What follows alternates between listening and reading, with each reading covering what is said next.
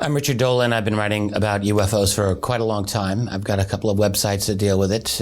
Richard Dolan Press, where I have a lot of the books that I've published and by myself and other authors, as well as Richard Dolan Members, which is a very active site where I have putting up a lot of content all the time.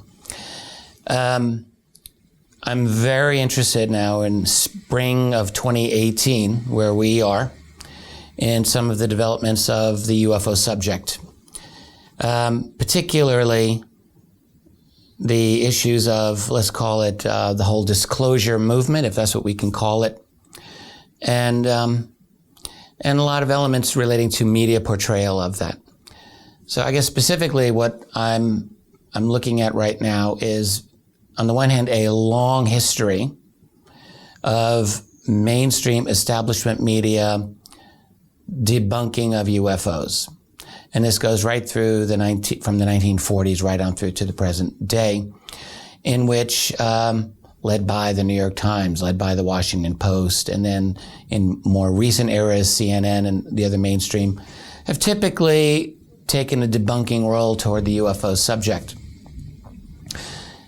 And then seemingly contrasting it with some of the recent treatment over the past 6 months or so, especially since December 2017, when the New York Times published a couple of articles on UFOs, and people thought, oh my goodness, they're changing their entire perspective. Why are they promoting UFOs when in the past they used to debunk it? So I want to talk a little bit about this. It's really not such a contradiction after all. So one of the things that people have to understand about the media, particularly the establishment media, is that it's not your friend. Mainstream media is not your friend. It will never be your friend. Mainstream media lies, mainstream media spins, mainstream media omits, it censors information. The mainstream media is owned by a tiny number of corporations that have their own agenda. The mainstream media has cooperated with the U.S. intelligence community for many, many years. The mainstream media even makes us sick, like literally makes us sick. There have been studies that have indicated this. And, so all of these things should make us wonder what is going on with our mainstream media. Well, one thing people have to understand is a program that we now know all about, known as Operation Mockingbird. And it's my opinion that every citizen in the world, and especially every American citizen, really needs to know what Mockingbird was. All right. So Mockingbird was a CIA organized media control program during what was known as the Cold War, the 1940s, 50s, and 60s. In particular, it was outed in the 70s. And what it involved was the CIA having hundreds of American journalists on their payroll. And just stop and ask yourself what that means, what that meant, and how much control you might be able to have over the news, over the media, if you had control or influence with 400 of the top journalists in your society. You could have a lot of power.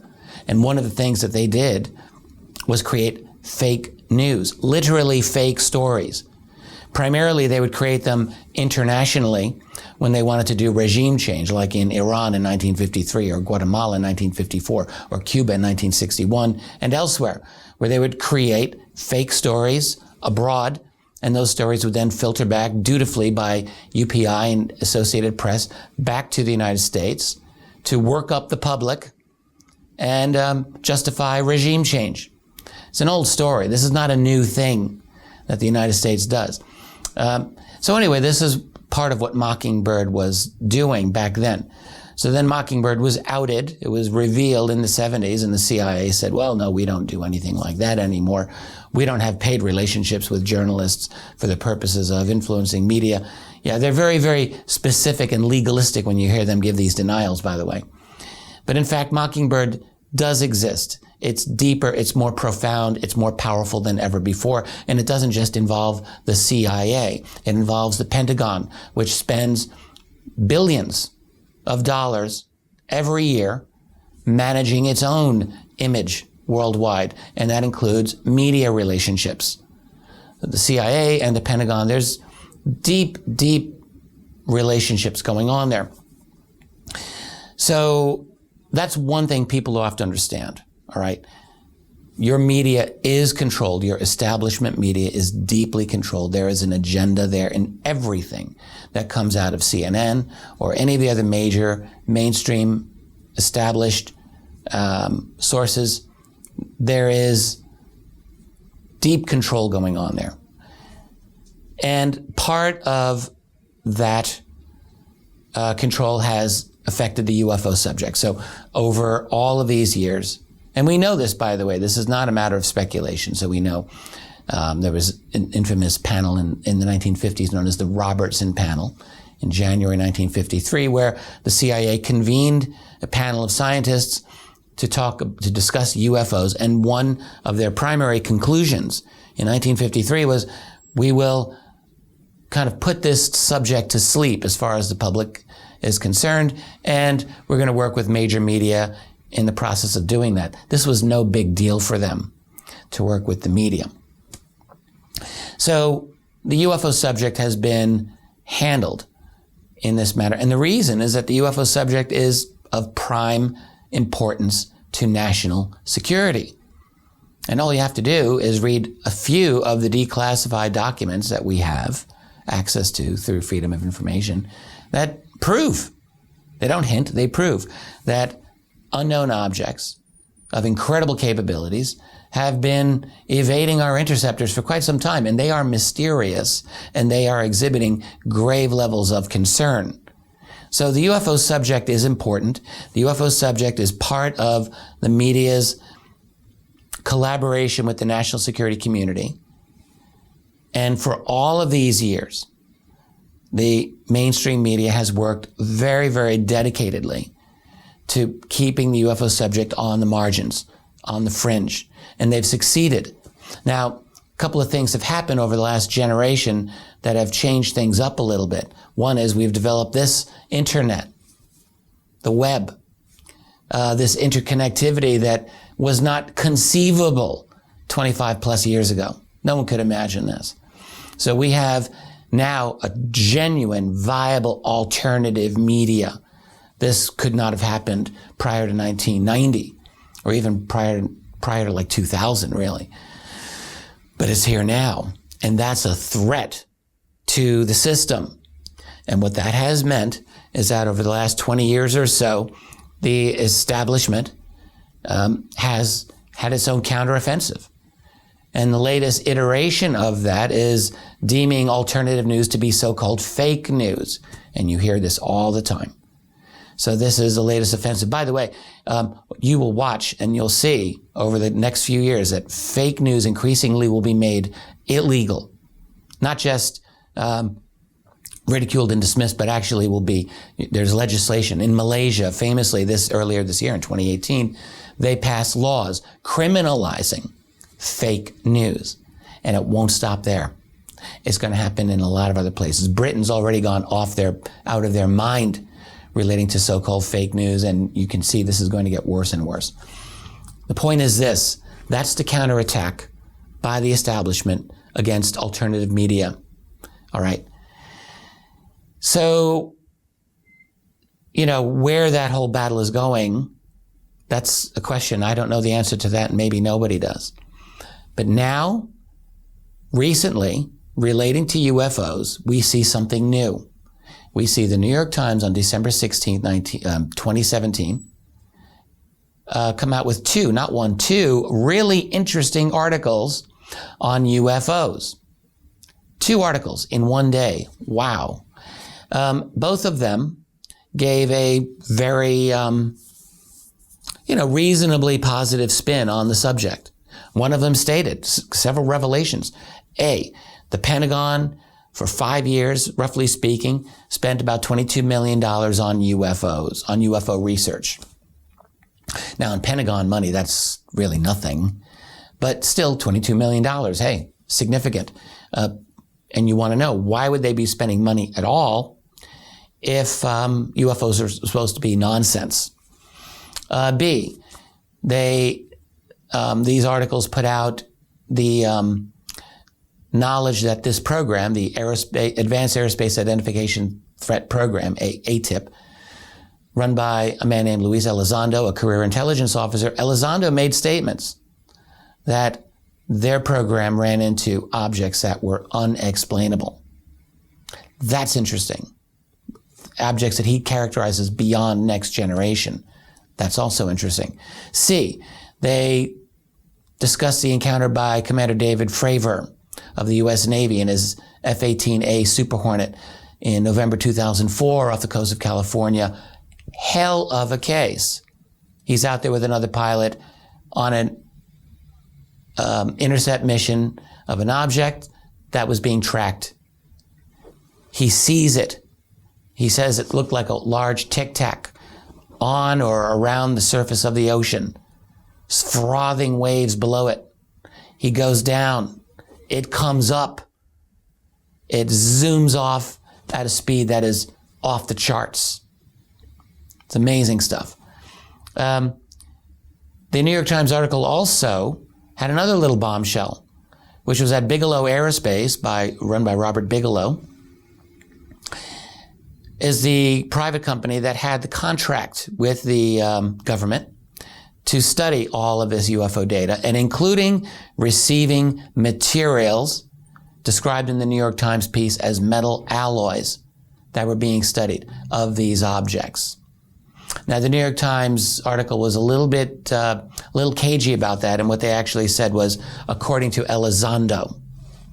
Even so, Bigelow supposedly had this. So first of all, skeptics come in, and their first thing is to say, this doesn't mean a thing. First of all you've got is corrupt sweetheart deals that the Senate has with some aerospace guy, and they're throwing a few $1 million away. That's how some of them like to explain this away, but that really will not do. Unless you simply call Fravor and Elizondo bald-faced liars, which, okay, feel free to do that. I won't. And at the same time, they've come out with evidence in the form of video. Now, all of this is sponsored through Tom DeLonge's initiative, Tom DeLonge, former singer of Blink-182, to the Stars Academy. And people who've been following the UFO field, they kind of know about this. So DeLonge, in October of 2017, 2 months prior to the New York Times piece, had a press conference with Elizondo and a number of other individuals, very prominent, impressive people, to promote his initiative, which is a business model that, frankly, I have a hard time understanding how this is supposed to work. Entertainment, scientific R&D of exotic UFO tech, reverse engineering it, studying it, making money off of it, and so forth. The point is this. The New York Times piece did not just come out of the blue. The New York Times piece, in my view, is what I would characterize as damage control and basically cauterizing a wound. Because Elizondo's information about the ATIP program, that was going to come out no matter what. He was talking about it. It was coming out. End of story. And so if you're the New York Times, you are the voice of the establishment. You are the organization that's been in bed with CIA since the 1940s, since there was a CIA. New York Times has always been in bed with them. The New York Times gleefully promoted the lies of the Pentagon that led to the Iraq War in 2003, the fictitious weapons of mass destruction. The New York Times gleefully put out all the rumors of anthrax before there was an anthrax scare in the fall of 2001. The New York Times has been in bed with the national security state forever. They are never to be trusted. So the point is, the New York Times now gets out in front of this UFO story, and they put out a couple of reasonable articles about it. So why? Well, again, the best way to keep a secret is you pretend to share it. And so they gave out some information that was genuine information about the program. They also misleadingly said a number of other things. Really misleading. Misleading point number one. They stated that the Pentagon closed the program down in 2012. That's almost certainly not the case. Secondly, They use the phrase metal alloys to describe the materials received from these UFOs. Okay, let me take that first. There's a lot of good investigation going on now, not by establishment media, they're not doing a thing, but by private UFO researchers who are trying to get to the bottom of all of this. And one of the things that has come out is that that material is not metal alloys. And this is important because I read one debunking piece some time ago by an engineer who said metal alloys, this doesn't make any sense. We don't have mysterious metal alloys. We understand them all pretty well.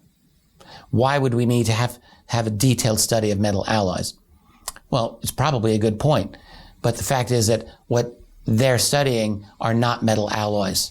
They're known as metamaterials.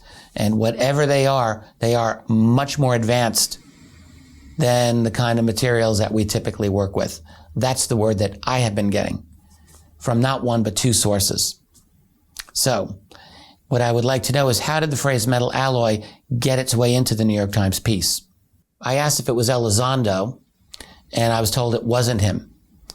If it wasn't he who stated that phrase metal alloys, then it was somehow between him and the journalists of that New York Times piece. It's Ralph Blumenthal, Leslie Kean, and Helene Cooper. Somehow it got into that article. And I would like to know how, because that's a piece of disinformation. I would have said misinformation, but it sounds like disinformation. Intentionally misleading information. So this was what I think was going on with the New York Times piece. You give some information, you withhold the rest, and you basically just kind of attempt to end the story there. Now, what it did, though, is by the very fact that the New York Times released this story, it essentially gave permission to the rest of the mainstream media for a little while to delve into this matter of UFOs. It was very interesting. We saw some pieces by the Washington Post a few days later, terrible pieces. The Washington Post is incapable of doing any good journalism in any way, really, but certainly on the matter of UFOs, they're reprehensibly bad. They tried to do a few pieces on UFOs. They were awful. But then some of the mainstream televised media, CNN and Fox and some of the others, did a few interesting interviews with some of these people, and it's quite interesting to watch. I think in particular, the interview with Fravor by Tucker Carlson was quite good. Quite good. It's a 4 or 5 minute piece. It's on YouTube. So there was a little bit of a follow-up by the mainstream. But what you notice is that all of the really key questions have been avoided for the most part. All right. First of all, you don't have anyone in the mainstream asking one of the most fundamental questions of self-reflection. I mean, think about it. 70 years have gone by of nothing but debunking and dismissal of this subject of UFOs. And suddenly it comes out that, this is actually being taken seriously even in our own era. Wouldn't you think that anyone in the mainstream would say, wow, where have we been so snarky and dismissive and ridiculous about this all this time? What are the implications of that? And is there something serious going on? Is it credible that these objects, which are so extraordinary, merit only $22 million of spending over a 5-year period? Is that really credible to think? Or maybe there's something more going on here. I mean, one of the things that Elizondo said that I thought was quite on point in an early statement he gave for Politico was he said something like, if the Chinese or Russians were developing this technology, we would be really concerned here in the U.S. And instead, he said, all I get from here is the sound of crickets. So it's like from his higher-ups, no one seems to be concerned. Why?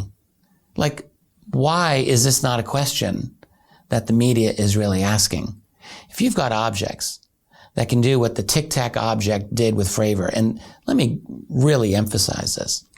Fravor, by his description, circles around, sees it, comes down on an intercept, it comes up and zooms off And according to his statement, that thing was out of visibility in 2 seconds.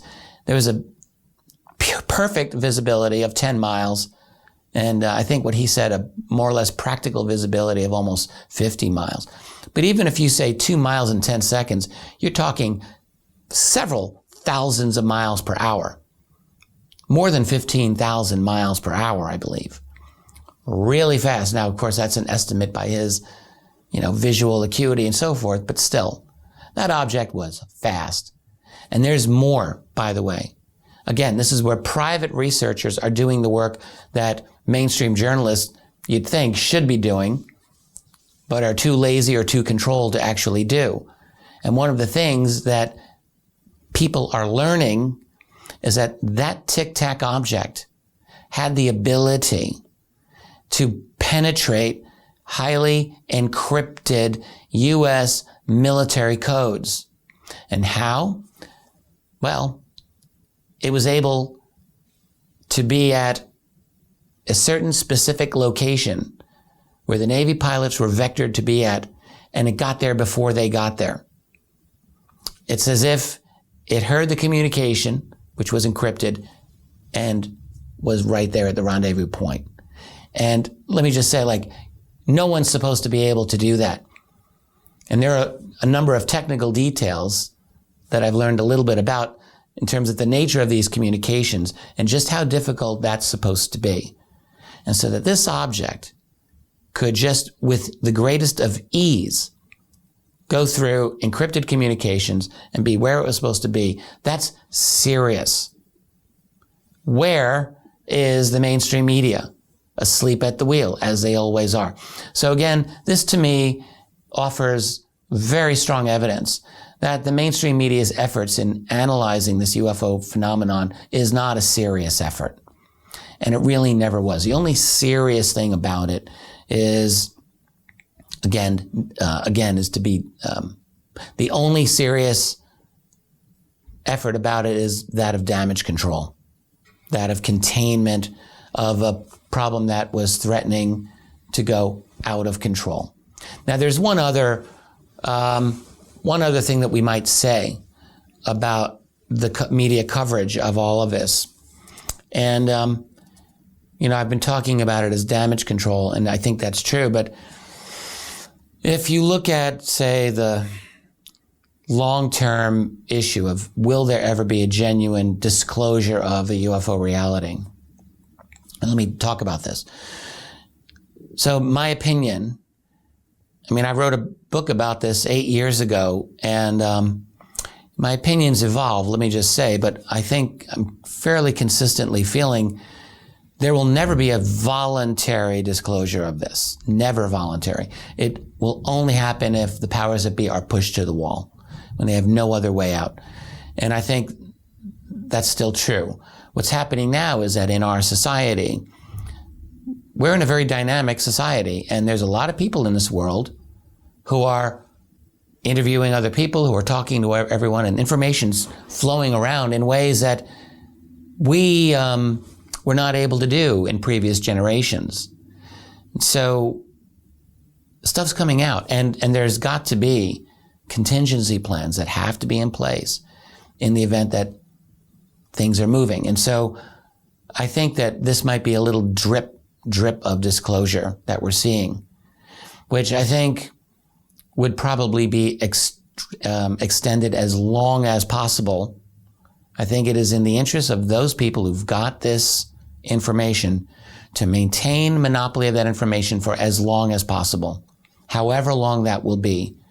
If that's 5 years, fine. If that's 10 years, 20 years, 30 years, whatever they can get out of it, however long they can milk it, they're going to milk it, because this is a moneymaker. Why? Just look at the guys into the stars right now. What are they actually doing? Well, they're shopping the video around. Three videos have been released. All right. The so-called Tic Tac video, the gimbal video, and the Go Fast video. As of this interview, those are the three that have been released. And there's a lot of technical discussion about all of them on some very astute websites, some of which are debunking them, as in one case, the gimbal video is the hot exhaust of a jet. It's not a bad argument. But what I have been learning is that the videos that are out are short versions of much longer videos. And the much longer version of these videos, and several others that have not yet been shown as of right now, that these, I am told, are very powerful. And I've been told this by individuals who've seen them. So that's all that I can say about it right now. And if that's the case, then it tells me that we, the public, are not the target audience of To the Stars Academy. They're not interested in convincing you or me about the reality of this phenomenon. So who are they interested in talking to? Well, I think they're interested in talking to Congress. Why? Because there's money there. There's research and development money there.